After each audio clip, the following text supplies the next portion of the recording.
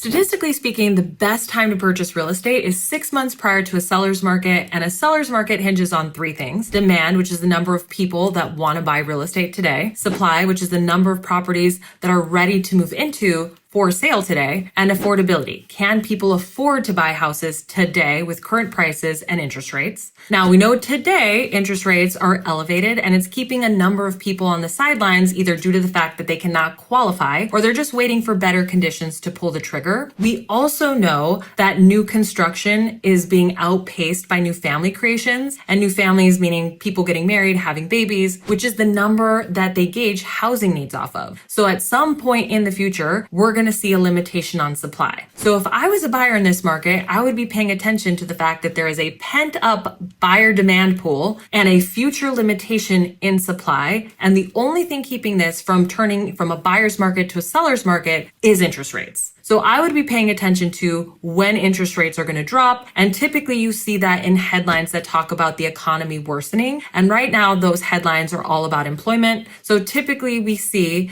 that when employment weakens, mortgage-backed securities are purchased with investment funds, and that drops mortgage interest rates. And we know the threshold for about millions of Americans to re-enter into the housing market is 6%. If you paid attention to today's employment numbers, what we saw, that new job creations are the weakest they've been since 2013. And why this is important is because if there's not enough jobs created to absorb some of the unemployment numbers, we will continue to see unemployment rise. And these are the conditions where the Fed also intervenes and drops the Fed funds rate. Now, if you work in real estate and mortgage, you know that the Fed funds rate does not directly impact mortgage interest rates, but it's the first domino in a series of dominoes that have to fall for mortgage interest rates to drop.